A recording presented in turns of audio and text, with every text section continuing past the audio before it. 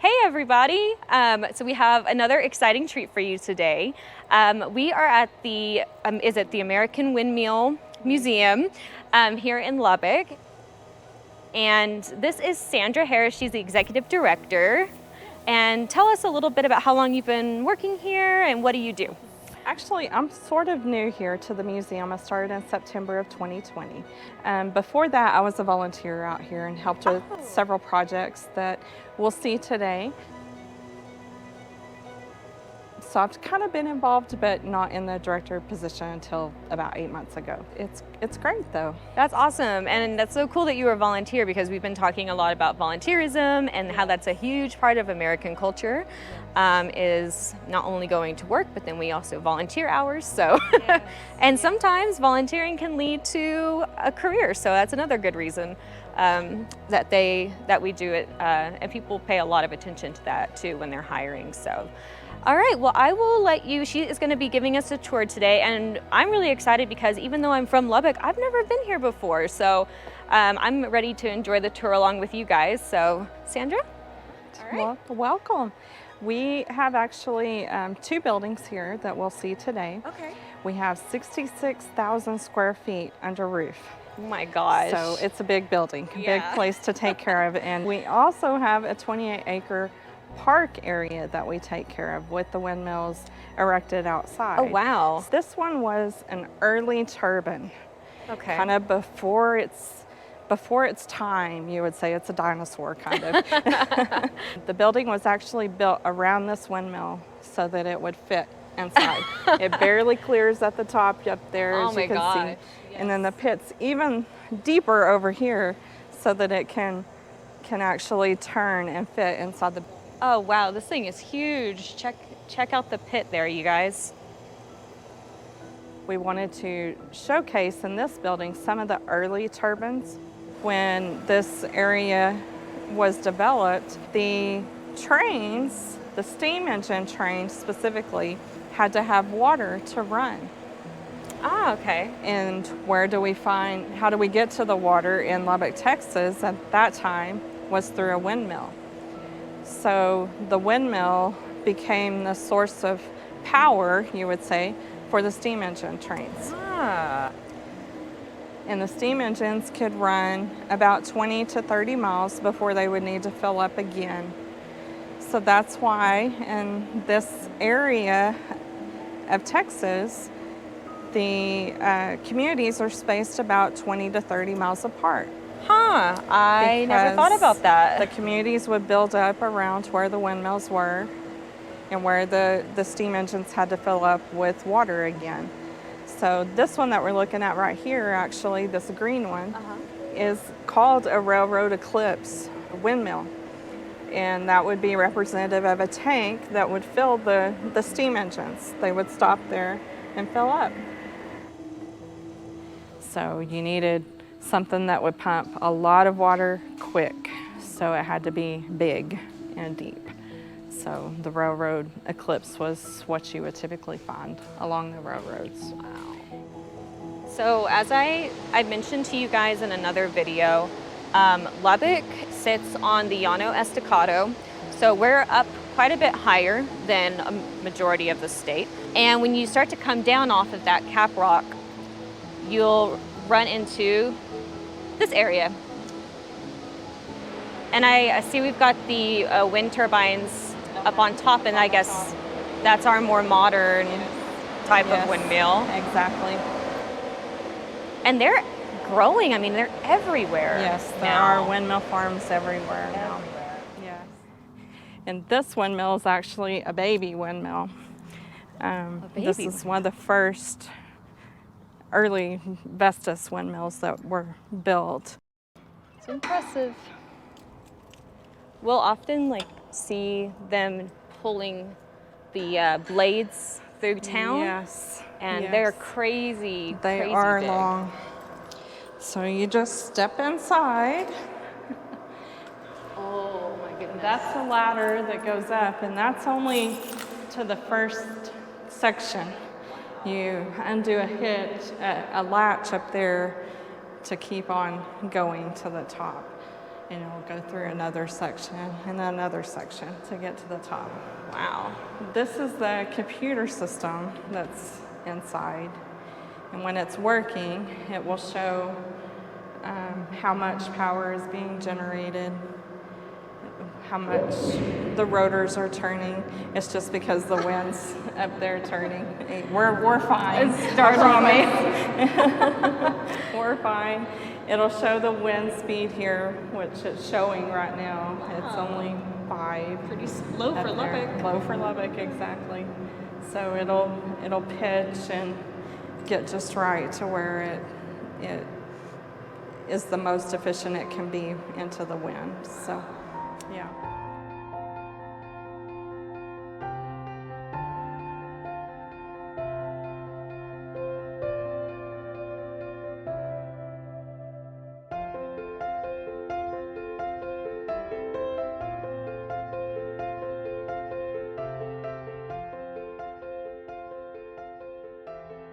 It's one of our more popular windmills here at the museum. Everybody wants to see the twin wheel. Yeah, Yes. it's really impressive. The twin wheel, it would pump a lot of water, but they were hard or dangerous actually to work on because there is no braking system Oh to my it. gosh. You would actually have to climb up onto the platform there and try to tie off one wheel while the other one's still going. Wow. So very dangerous to try to work on. So that they weren't that popular for that reason, because they were dangerous.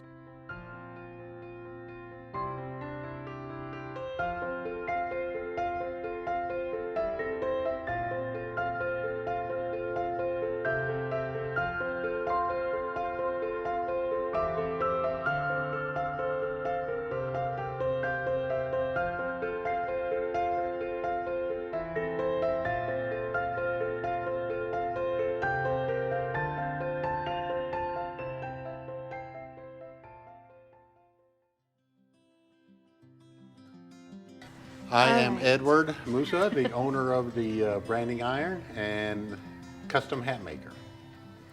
So what we're going to do today is we're going to build Kat here a hat.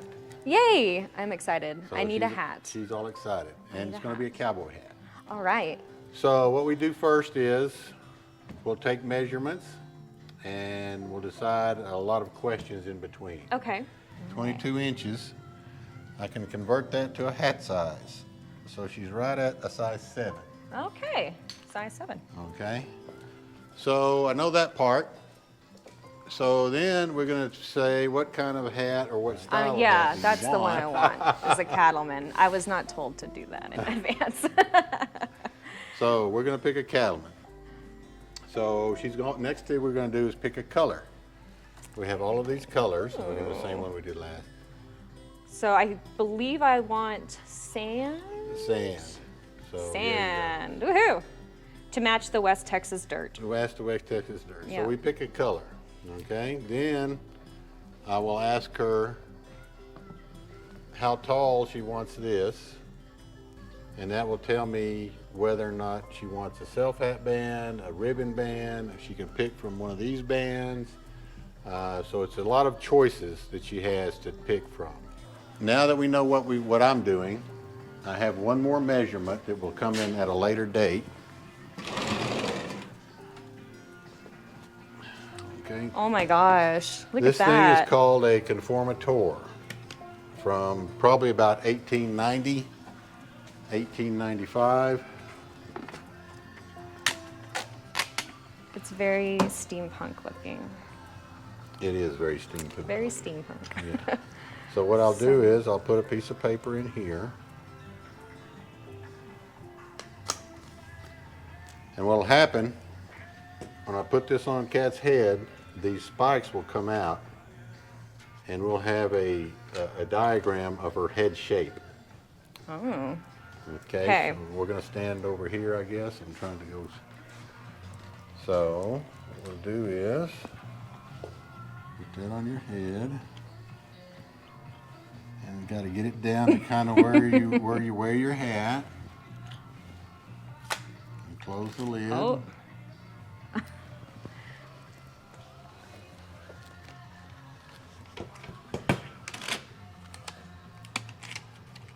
And now what we have here Oh, is cool. the shape of her head. It's a potato shape. It's actually kind of a long oval because you can see the back here is a little wider, and then it narrows to the front, which Interesting. is pretty much average for a head. Good. I'm glad my head's some average. Of them are, some of them are a little rounder, some of them are a little more square, some of them got all kinds of stuff happening there. This is the other part to this machine. These two pins right here line up with these two pins. And what I'll do later on as we go along, I'll cut this out and I'll put this in here, and these wood pegs, I'll make a form, and it'll be this form of her head. And I'll stick that in the hat. Okay? We'll come back to this part. Okay. Okay, now we can go back here. All right.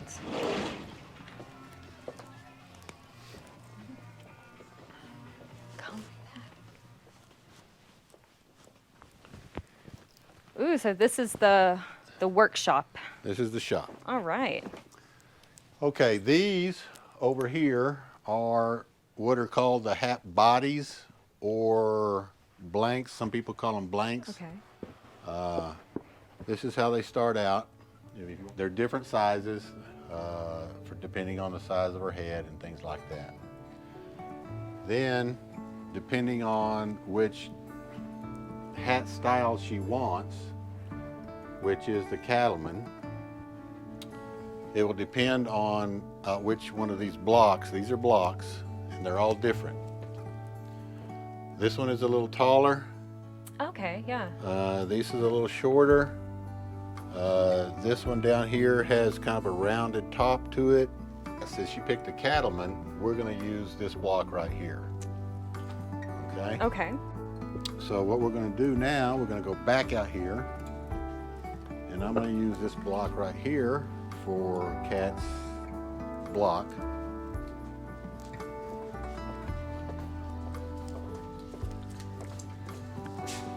So this is what I'm going to use to form her for hat with. So it's going to go inside here.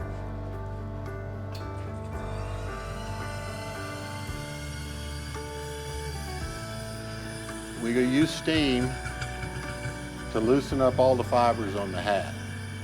Okay, and when you loosen the fibers on the hat, you can work it. Okay. Oh, cool. Wow. So now we got to go back.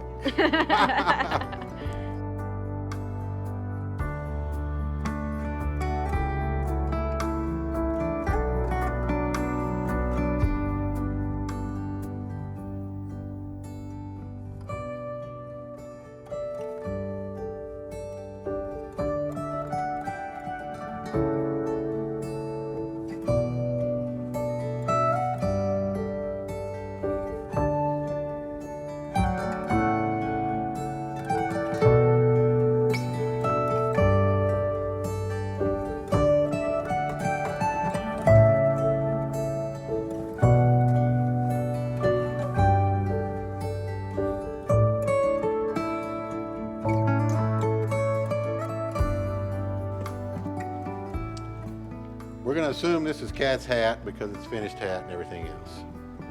So what we do is we come over here. Now we've got Kat's form inside here. And this goes in here. And you steam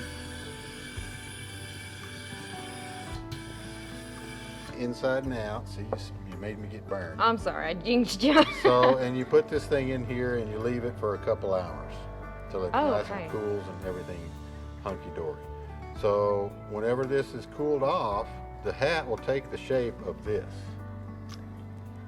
Okay, so when it's cooled off, that's your finished product. And when she comes in, I can put that on her head and it'll be very, very little adjustment as far as the fit goes.